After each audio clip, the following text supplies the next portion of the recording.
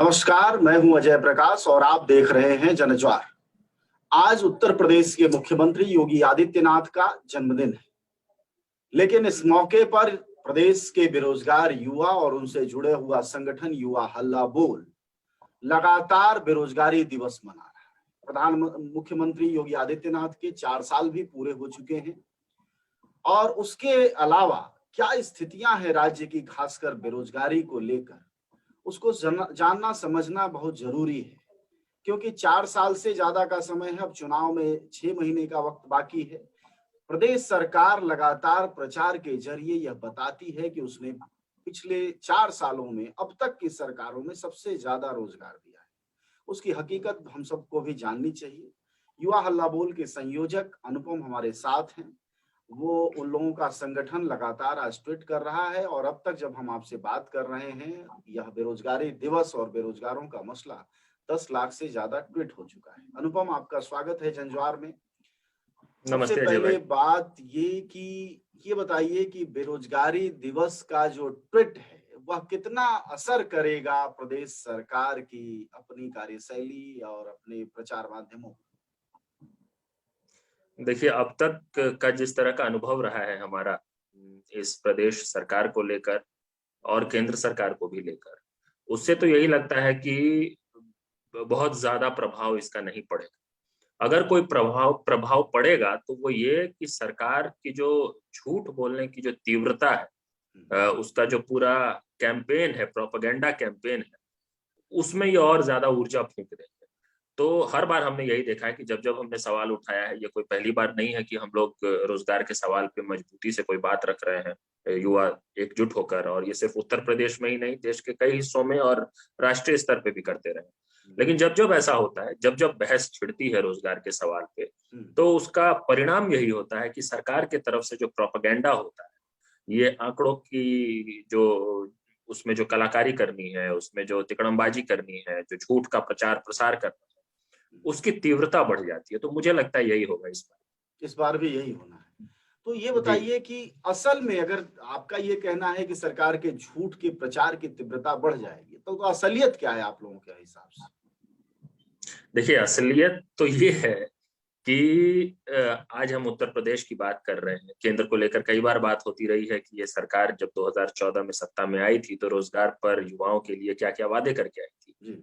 उत्तर प्रदेश में भी जब भारतीय जनता पार्टी की सरकार आई तो उनका बिल्कुल ये घोषणा पत्र में लिखित वादा था कि 90 दिनों के अंदर जितनी भी भर्तियां हैं, जितनी भी सरकारी भर्ती हैं, उन सबको सभी रिक्त पदों को भरने की प्रक्रिया शुरू हो जाएगी 90 दिनों के अंदर। ये इनका लिखित वादा था।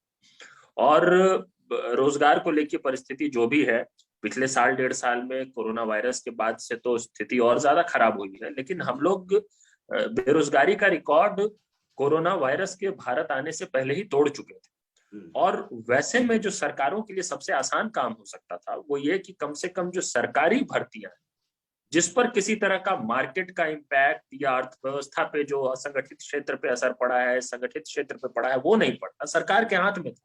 ये सैंक्शनड पोस्ट है सरकारों के हाथ में, जिसके लिए सिर्फ विज्ञापन जारी करके भर्ती प्रक्रिया पूरी करनी थी। हम बार बार कहते आए हैं, मॉडल एग्जाम कोड लागू करके 9 महीने में कोई भी भर्ती प्रक्रिया, मतलब कि विज्ञापन से नियुक्ति तक की प्रक्रिया पूरी करो। लेकिन सरकार ये जो न्यूनतम काम, ये जो मिनिमम है जहां पे, वहां पे भी बुरी तरह फेल हुई है। तो उत्तर हम लोगों ने प्रदेश में बार बार ये, सरकारी विभागों की अगर बात करें तो कितने पद रिक्त हैं और कुल बेरोजगारी की क्या स्थिति है यूपी में?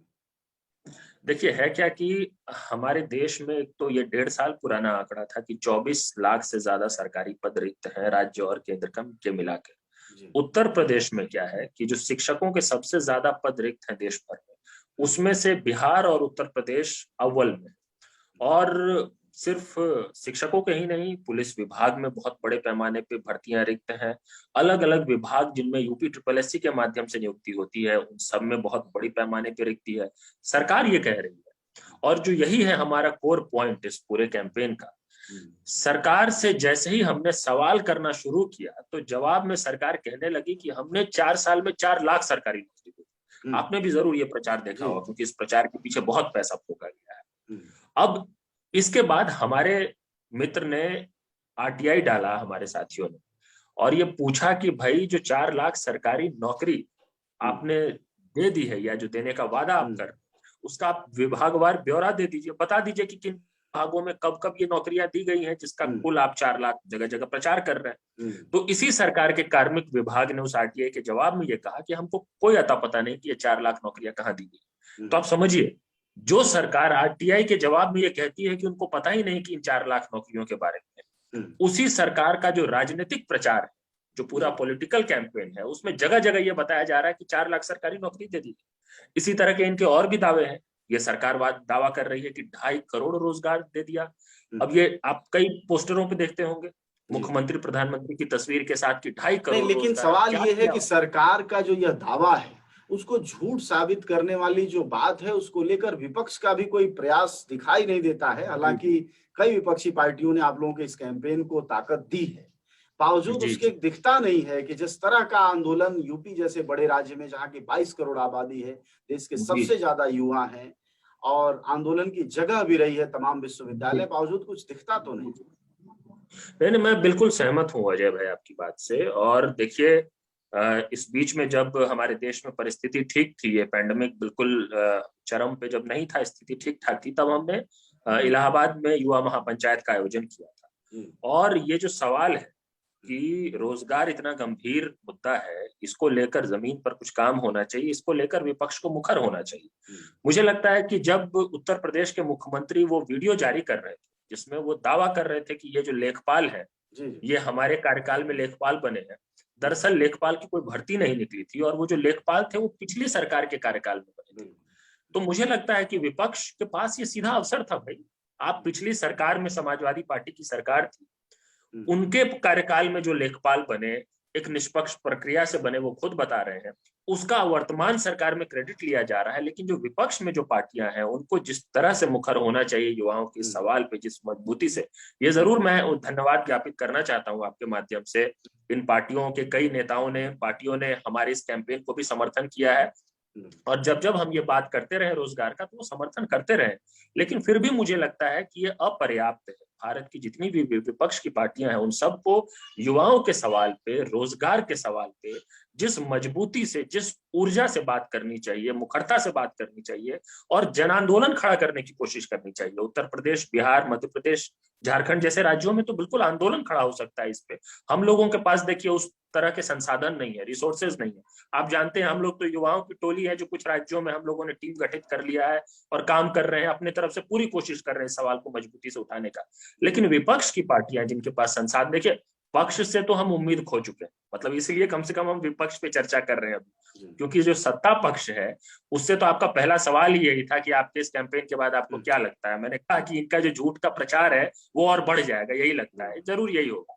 तो कम से कम विपक्ष जो है उसको जिस ढंग से बात करनी चाहिए वो अभी भी नहीं उस ढंग से बात कर रही है, उस मजबूती से कर रही है। अनुपम, ये बताएं कि सभी पार्टियों के पास, चाहे सपा हो, कांग्रेस हो या दूसरे दल हो, सभी की युवा शाखाएं हैं। सपा के पास युवजन सभा है, कांग्रेस के पास इंडियन यूथ कांग्रेस है। जाहिर तौर पर ये युवाओं का ही, नौजवानों का ही संगठन होगा। उसके अलावा इनके छात्र संगठन। जब यह आप लोग कैंपेन शुरू करते हैं तो यह इनका क्या रवैया होता है, या आपके साथ किस रूप में खड़े होते हैं या नहीं खड़े होते हैं? देखिए, जो अब तक का हमारा अनुभव रहा है, जब हम कोई कैंपेन शुरू करते हैं और उस कैंपेन में इतनी ऊर्जा और इतनी ताकत होती है और अगर जो छात्र, युवा, बेरोजगार हैं वो खूब शरीक करते हैं जब, और वो कैंपेन खुद में एक पहचान बना लेता है, तो उसके बाद जो विपक्ष की पार्टियां हैं उन पर एक नेचुरल, एक नैतिक दबाव भी होता होगा कि वो विपक्ष में है और युवा ये बात कह रहे हैं, तो फिर वो भी उसके बाद कहना शुरू करते हैं। ये कैंपेन बड़ा इसलिए नहीं बनता है क्योंकि विपक्ष की पार्टियां साथ देती है, इसको हम लोग ध्यान में रखें। कैंपेन बड़ा बन जाता है इसलिए विपक्ष की साथ पार्टियां साथ देती है। अच्छा, फर्क समझ रहे हैं? आंदोलन जब बड़ा करना हो, छात्र युवा आंदोलन, तो जाहिर तौर पर आपको एक साथ की संगठनात्मक शक्ति की जरूरत पड़ती होगी। तो आप लोग किन संगठनों के संपर्क में हैं? युवा छात्र हल्ला बोल के अलावा और कौन से संगठन है जो आपके नजदीक हैं और आप राष्ट्रीय स्तर पर इसकी एकता बनाने की कोशिश कर रहे हैं? अकेले ही संगठन के दम पर ये आंदोलन चलेगा? नहीं, देखिए ये बहुत बड़ा काम है जो इस वक्त देश में करने की जरूरत है, और ये अकेले किसी के हिम्मत की बात नहीं है, किसी के दम की बात नहीं है। मैं तो इस विचार का हूँ कि इस वक्त जिसको भी हमारे देश समाज की परवाह है, युवाओं के भविष्य की चिंता है, उन सबको एकजुट होकर इस वक्त रोजगार की बात करनी चाहिए।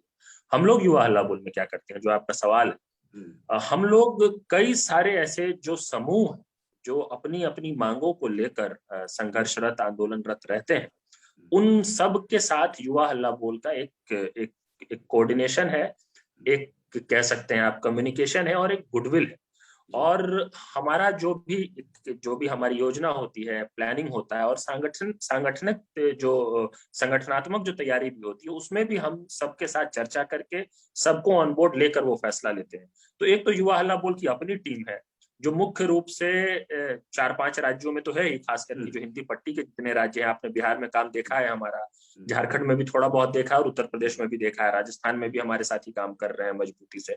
तो हमारे संगठन तो इन राज्यों में है ही, लेकिन इनके अलावा हमारी कोशिश ये रहती है कि जो सीधे तौर पे जो पीड़ित, जो भुक्तभोगी, जिनकी भर्तियां लटकी हुई है, कोई शिक्षक भर्ती के कारण अटका हुआ है, कोई सिपाही भर्ती के कारण अटका हुआ है, कोई जो बेरोजगार हो गया है आज की परिस्थितियों के कारण, तो उनके साथ हम लोग सीधे डायरेक्ट टच में होकर काम करते हैं।